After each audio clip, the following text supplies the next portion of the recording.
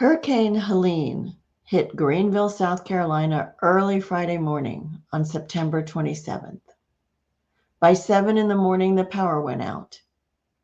As the storm continued up the mountain to Asheville, I was keeping in touch with my children who lived there by text. As the storm raged on and the water rose in Asheville, the cell towers went out along with the power. It was going to be 36 long hours before I was able to hear from either of my children again. Was I prepared for days without power? Were they prepared? Did we have an emergency communication plan? And where were the shelters if any of us needed to get there? In today's episode, we're going to talk about preparing for an emergency, particularly as an older adult. Extra thought may be required as an older adult to be prepared for an emergency.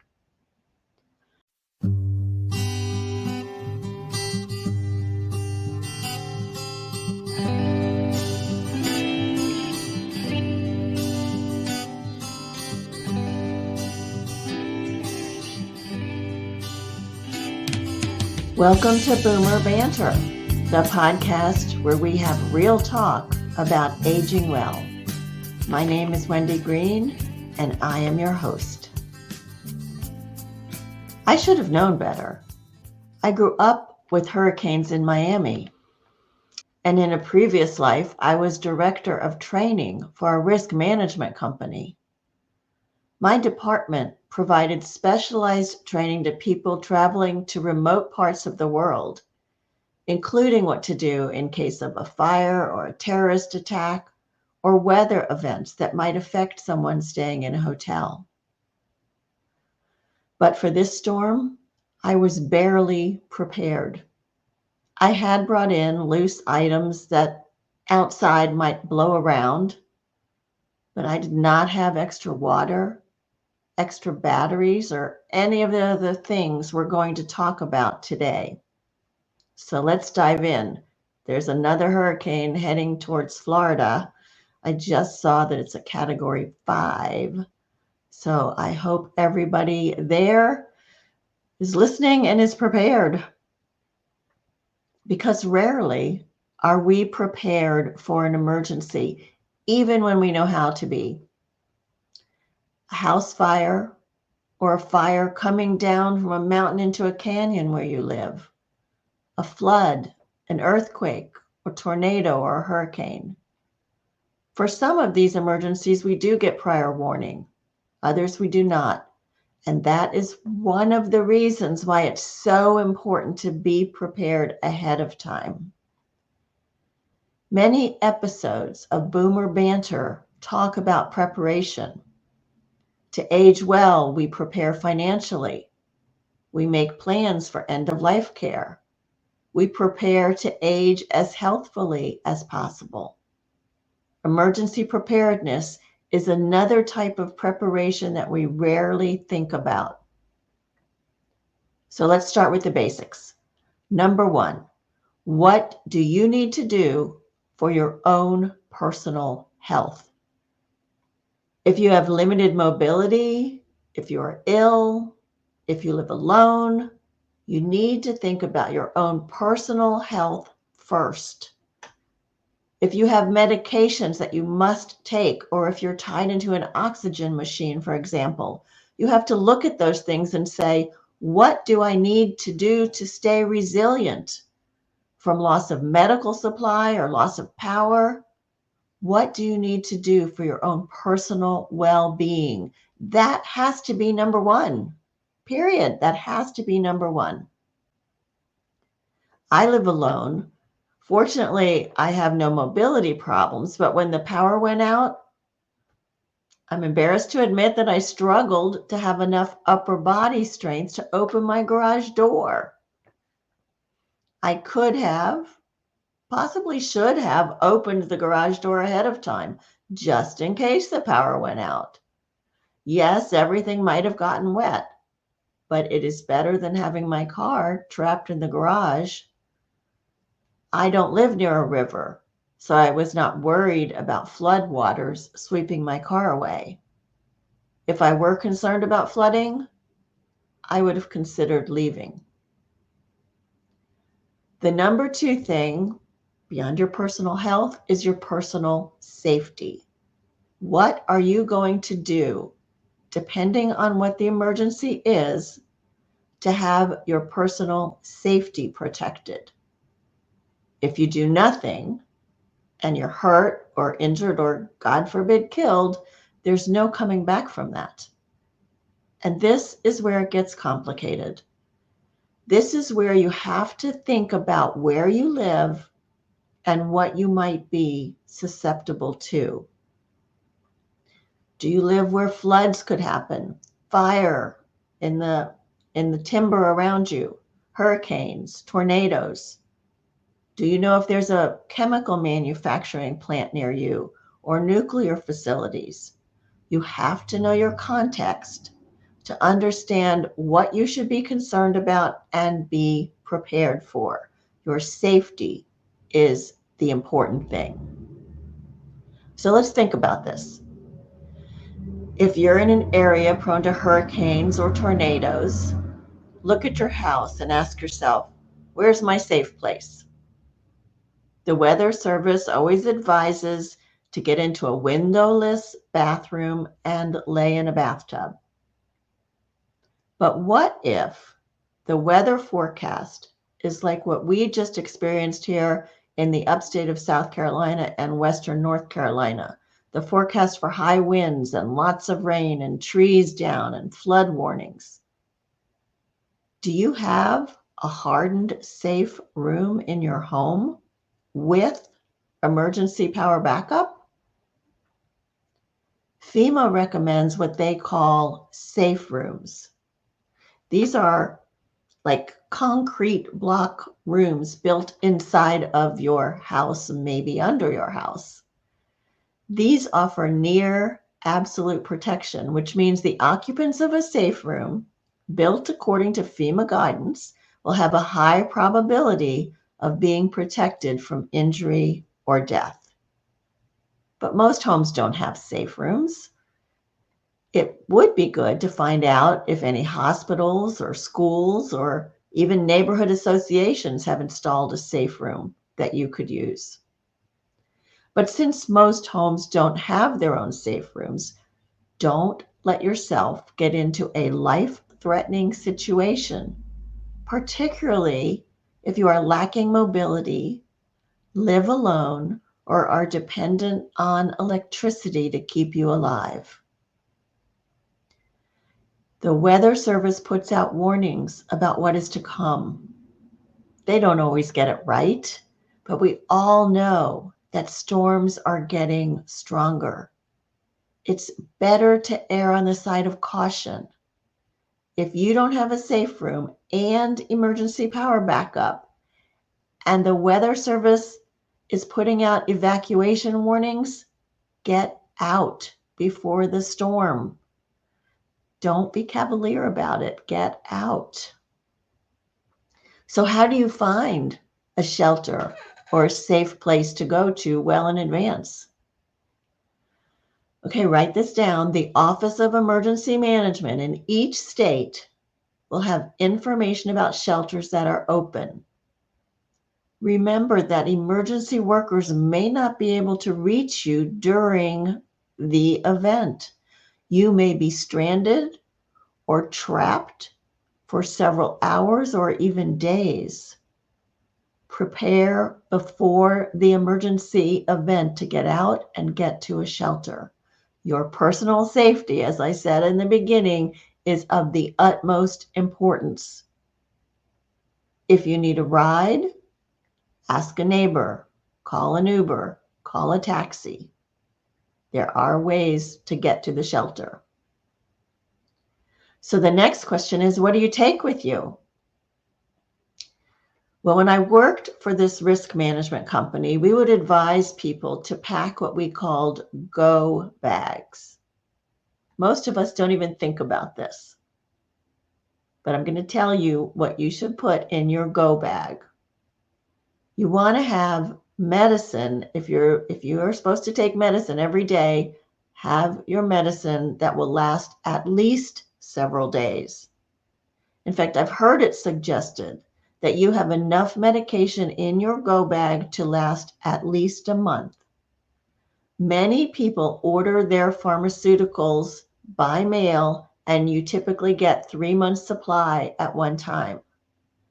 What is recommended is that you keep a fresh supply for a month in your go bag, and then when you get your next shipment of 3 months, switch that one out to put in another month that's fresh. Put an extra pair of eyeglasses or contact lenses and solution in your go bag. Cash. The ATMs and banks may be down because of the emergency event that has happened. Make sure you have cash. Your credit cards may not work.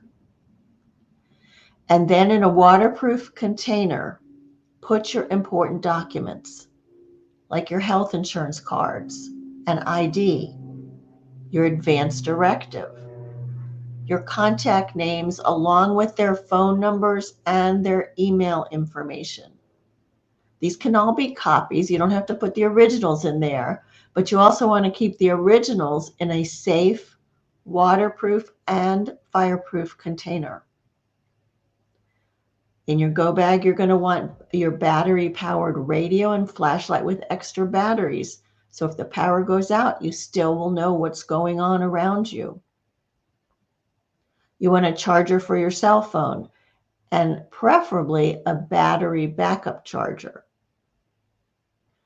Sanitary products you might need, including hand sanitizer, disinfectant wipes, your toothbrush and toothpaste, those kinds of things. If you have a pet, food for your pet, and a complete change of clothing and a pair of shoes.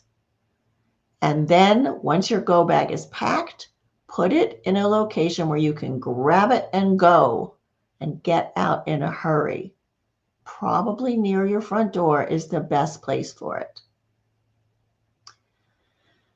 But what if you decide to shelter in place? Let's just say that it's safe for you to stay home and you don't have to evacuate. Like if there was an industrial gas leak, the advice may be to shelter in place, keep your windows closed, stay in. Or if there's a mass power outage and you find yourself sheltering in place, what should you have on hand besides what might be in your go bag? You want to have water. Stock up on water. Go to Costco, the grocery store, whatever, get a big case of water. You want a gallon per person per day for several days. You might also want extra water. So if you're in a situation like they're in Nashville where they have no water, just get gallons of empty water bottles and fill them so you can use them to flush the toilets. You want food, at least a several day supply of non-perishable, easily opened food. If it needs to be warmed up, then you're going to need some way to do that. But ideally, you're going to have food that doesn't need to be cooked, because if you have no power, you may not be able to cook. Have your first aid kit that you should always have in your house anyway. A mask to filter the air if necessary, and warm blankets or a sleeping bag. Okay, so now you have your go bag packed and other emergency supplies and you're feeling really secure, right? Well, imagine that you are fast asleep and your smoke alarm goes off or your CO2 detector goes off. The first thing you are going to do is see if you can get out and then call 911. But if you can't get out, you need to call 911 right away. So it's dark, it's night. Do you have a light by your bed? Maybe a flashlight? Can you find your way out? Is your cell phone by your bed and charged up? It should be. Do you use a wheelchair or walker to get around? What about a hearing aid?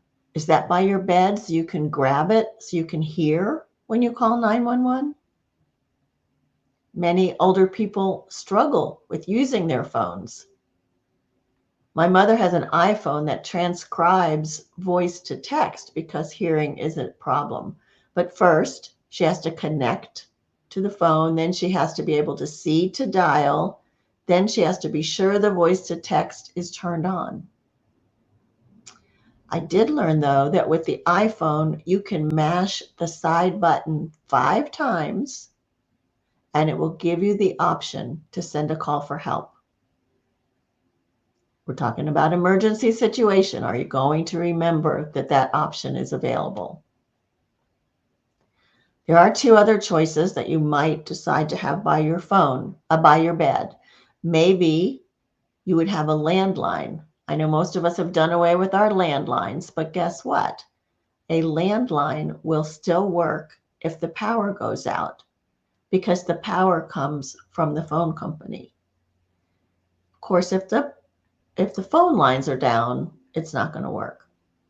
The other thing is there's a phone that I have found that's called the Jitterbug Smart 4. I have no relationship with them, but I'm recommending that you look at it, particularly if you are older and you need extra help in a hurry. This phone allows you to call, text, take photos, browse the web, and use maps all from the touch of a button. Just little buttons on the phone. It even has the voice to text transcription. But most importantly, it has an urgent response button at the top of the screen that will connect you with an agent who can assess your situation and get you the help you need. So you don't have to worry about pressing something 5 times, turning your phone on, finding the 911. You just press this urgent response. So being prepared means making sure that you can call for help immediately if you need to. So let's talk about communications plans. This is the one that I find the most difficult, that trips us up most of the time. As I said in the beginning, I lost contact with my children for 36 long hours, wondering and worrying if they were all right. When they finally could contact me, it was because they found a spot where they could call out, but just briefly, just enough to say, "Hey, Mom, we're still here, we're okay." But it wasn't because the signal was poor, it was because their phones were running low on power. So what type of plan can you make that will help you stay in touch during an emergency, but also let others know that you're okay and also know that they are okay? It gets complicated. Cell phones need power and cell towers. Computers need internet and wireless. Without power, you have neither. There are multiple options for a battery-powered cell phone charger. Battery-powered, right? These run between $20 and $30. Pick one up. You can use it when you travel or anytime there's an emergency. So that keeps your phone charged. You can also get a power bank for your laptop that with the right connector could also charge your cell phone. These run between $45 and $100. Or you could really go for it and get what they call an uninterrupted power supply, or UPS, that will power your modem, your router, your security camera, your phone, and more. These run from $70 to over $100. Look on Amazon. There are so many choices depending on your needs. In fact, some of these even have built-in flashlights. But it's not just you who needs to stay charged up and connected. You need to be able to reach your family members. If they were also in harm's way, like I just experienced in the hurricane, and my children, they would also need similar devices to stay charged up and connected. And with the cell towers down, we still were having a problem, even if the phones were charged up. I'm going to talk about another option in a minute. So you need to have a plan for communicating. And ideally, what you would do is say, okay, I'm going to check in with you in the morning at 8 o'clock. And then we're going to check in again in the evening at 5 o'clock. And the reason you want 2 check-ins a day is because say you checked in the morning, everybody was fine, all good, and sometime during the day, something happened. You fell, you got feeling sick, they got hurt. And if you called at 5 or you reached out for that check-in at 5 and nobody connected, then you would know to call the local authorities wherever they are for a wellness check.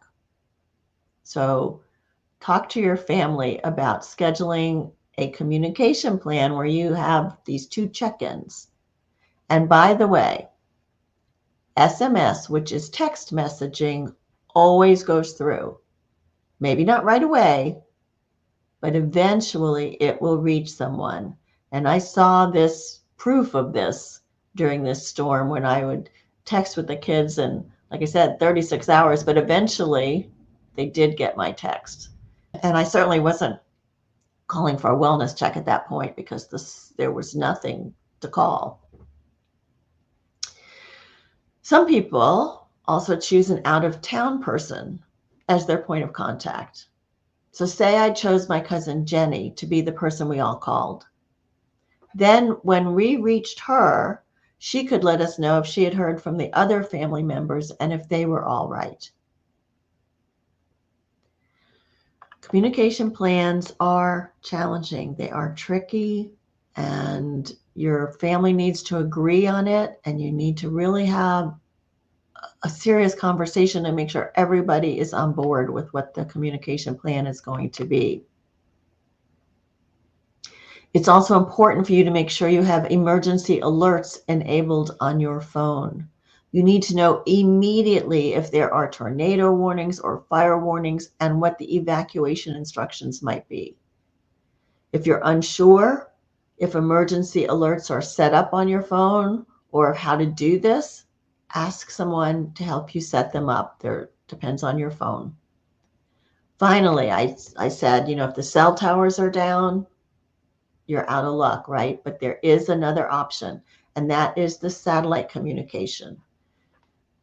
I know my kids just bought something called Starlink, where it actually acts as a cell tower that goes to the satellite and sends the message back down.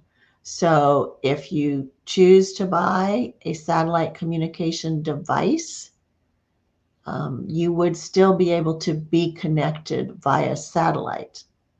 I'm not as well versed on that particular technology, and if you want more information on that, I would check with your hardware or electronics store. And it's always a great idea to have a generator if you feel like power outages are common in your area. Thank God I had a generator because we were out of power for about 7 or 8 days. And it would have been pretty difficult too, but difficult's relative, right? So fortunately, we were all safe. So priority number 1 is what? Your personal health and safety. Always know, are you prepared to be resilient if you lose power? If there's a flood, you're going to get out of your house before it hits.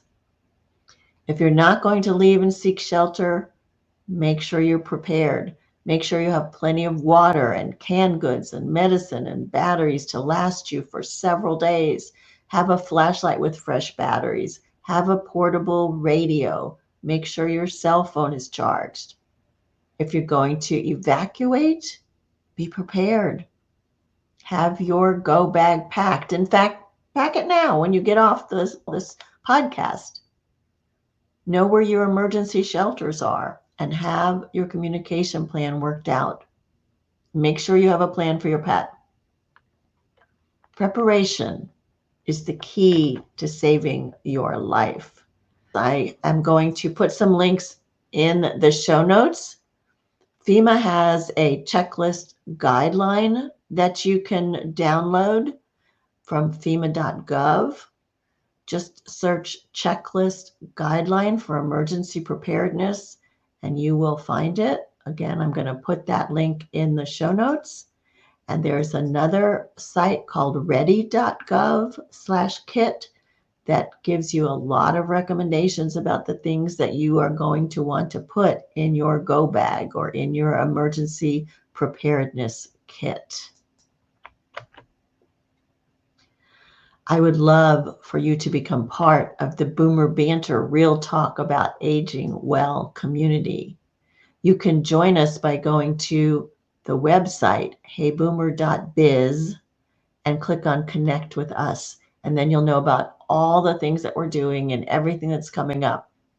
So I hope you will join us. We really are a great community. Next week, I'm looking forward to welcoming Denise Gliwa, host of the Bite Your Tongue podcast, as my guest. We'll dive into the evolving dynamics between parents and their adult children, touching on how our dreams for them may differ from the paths they choose. It's bound to be an insightful and thought-provoking conversation, so don't miss that. I hope this episode, although short, has really made you think about getting prepared now, and maybe you'll never need it. Wouldn't that be great? But if you do, wouldn't it be great to be prepared? The Boomer Banter podcast is produced by me, Wendy Green, and the music comes from Purple Planet Music.